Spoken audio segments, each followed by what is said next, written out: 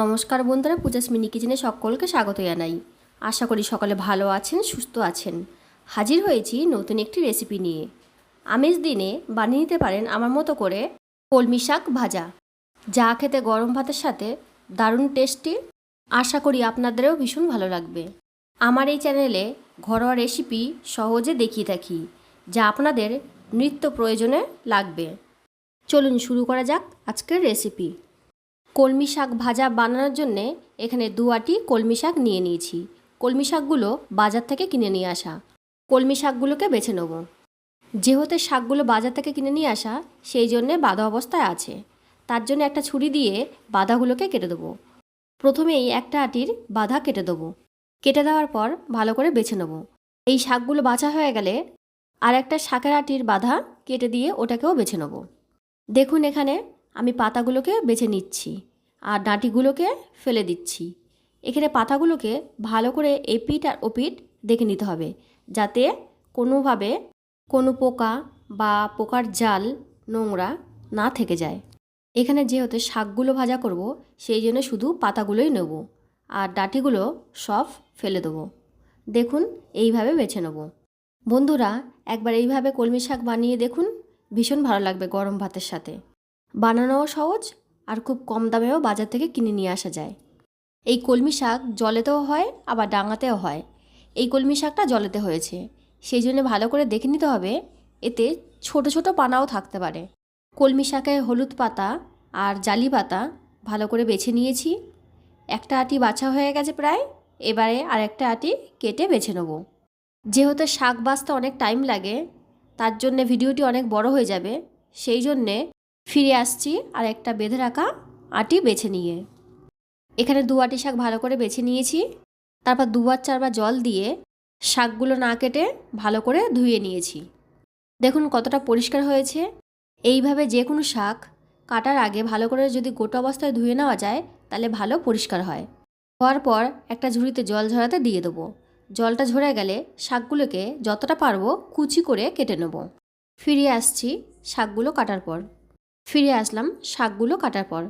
দেখুন শাকগুলো কতটা কুচি করে কেটে নিয়েছি। ঠিক এইভাবে কেটে নিতে হবে। শাক যতটা কুচি করবেন তত তাড়াতাড়ি রান্নাটাও হবে আর স্বাদও দারুণ হবে।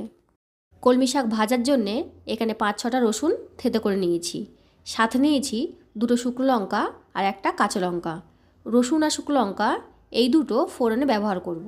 আপনারা চাইলে এখানে পেঁয়াজ ব্যবহার করতে পারেন, তবে আমি এখানে পেঁয়াজ দেব না। এরপর গ্যাসটা অন করে কড়াইটা বসিয়ে দিলাম। কড়াইটা গরম হতেই দিয়ে দিচ্ছি পরিমাণ মতন সর্ষের তেল। সর্ষের তেলটা একটু বেশিই দেবো।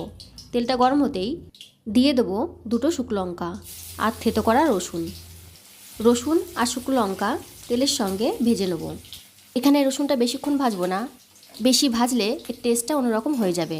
তাই একটু হালকা লাল হতেই দিয়ে দেবো কেটে রাখা কলমি শাক। এখানে যতগুলো কলমি শাক কেটে রেখেছিলাম সবগুলো দিয়ে দেবো। কলমি শাকগুলো দেওয়ার পর দিয়ে দিচ্ছি পরিমাণ মতো নুন আর অল্প হলুদ আর সামান্য স্বাদ অনুযায়ী মিষ্টি, আর দিয়ে দেবো একটা কাঁচা লঙ্কা। সব দিয়ে একসাথে ভালো করে উপর নিচ করে নাড়িয়ে দেবো। মিষ্টিটা অপশনাল, আপনাদের কার যদি সুগার থেকে থাকে তাহলে মিষ্টিটা না দিতে পারেন। যেহেতু এটা জলের কলমি, সেই জন্য অল্প মিষ্টি দিলাম। মিষ্টিটা দিলে এর স্বাদটা দারুণ লাগবে। শাকটা নাড়াতে নাড়াতে শাক থেকে জল উঠেছে। এই জলেতেই শাকগুলো সেদ্ধ করে নেব। তার জন্য একটা ঢাকনা দিয়ে ঢেকে দেবো 10 মিনিটের জন্যে। শাকটা সেদ্ধর সময় গ্যাসের ফ্লেমটা লোয়ে রাখবো। 10 মিনিট পর ঢাকনা খুলে দেখে নেব শাকটা কেমন অবস্থায় আছে। শাকটা প্রায় হয়ে এসছে আর জলগুলোও শুকিয়ে গেছে। এবার কিছুক্ষণ ভেজে নেব।